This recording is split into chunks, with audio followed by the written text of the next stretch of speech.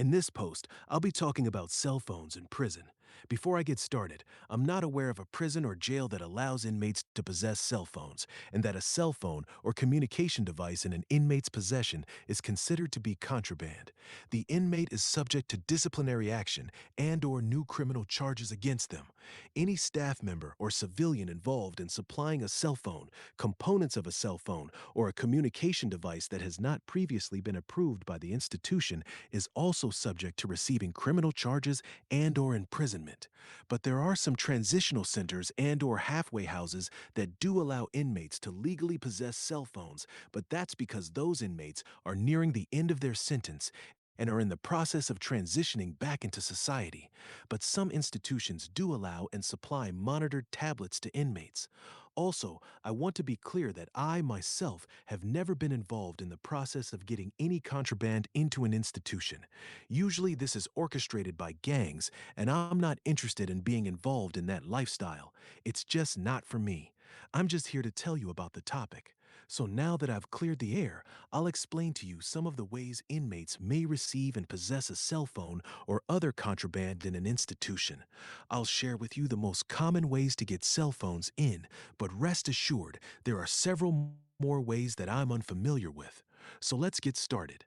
The most common way of getting cell phones and any other contraband into an institution is through correctional officers or other staff members.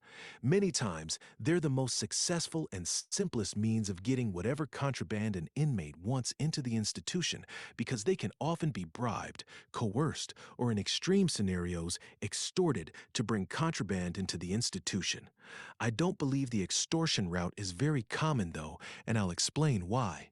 I've been to several institutions during my time in, and I've seen cell phones range in price from 400 to 2,000 bucks. Now keep in mind that these are prepaid cell phones that are bought outside of the institution for about 50 each. So with a markup like that, you can see that there's plenty of money available to bribe an officer or staff member into smuggling them into an institution. Those higher prices also go for anything else that's smuggled into the institution as well.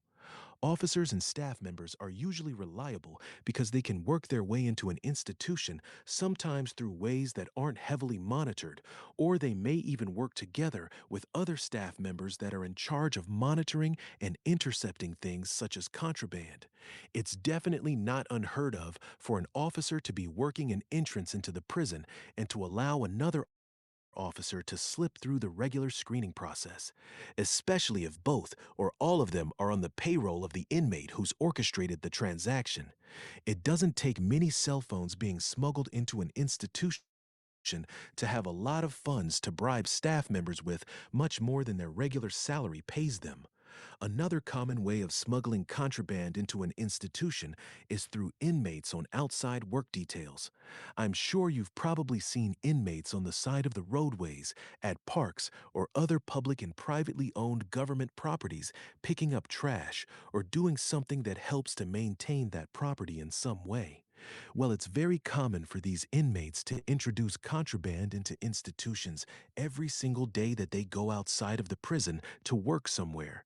Sometimes this is things that they find on their own while out working, or they'll work with people on the outside to purposely plant contraband in places the inmate will be at.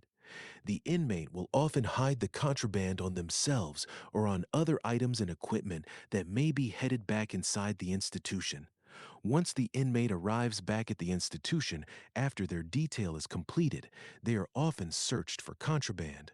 It's not uncommon for an officer or staff member to be very relaxed during a search, not conduct a thorough search, or for staff and officers in charge of searching these inmates and the items or equipment that's entering the institution to also be getting bribed, extorted, or coerced into purposely letting things slip through the screening process.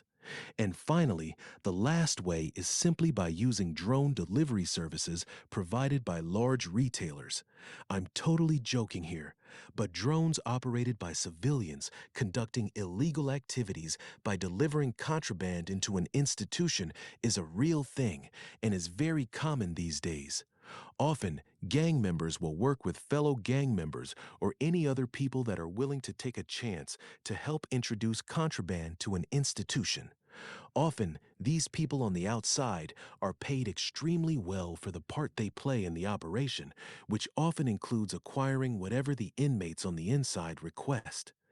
These items are most often cell phones, illegal drugs and narcotics, prescription medications, tobacco, and vapes, sometimes much more dangerous items such as knives, box cutters, and even guns and ammunition. I've even heard of and can confirm that things like steaks, shrimp, or other foods have been brought in this way, and all the other ways too.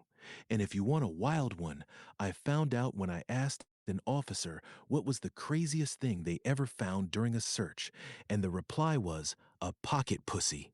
Yep, you heard that right, folks. Inmates are getting original and knockoff fleshlights into the cells with them. It's not DiGiorno, folks, it's pocket pussy on delivery. So those are the most common ways inmates acquire cell phones and other contraband inside institutions. There are definitely many, many other ways too that I haven't covered here. It's simple, folks. Inmates have all the time in the world to sit around and think of new ways to exploit the system, so the cat and mouse game isn't likely to end anytime soon. So if you've made it to the end, you're either bored as hell today or you're genuinely interested in the crap I post. So either way, I want to tell you thank you for tuning in. As I said before, if you want a specific topic related to incarceration covered, just drop your request in the comments. And for those seeking your own chance at internet fame and you'd like a shout out in my next post, please drop a comment that says, "Don't drop the soap," and I'll add you to my next round of shout outs. And again, don't forget to show some love on those like, follow, subscribe, and share buttons so the platform will push me out more so I can disturb way more people. Have a great day and stay out of trouble because they've definitely got a bed waiting for you if you don't.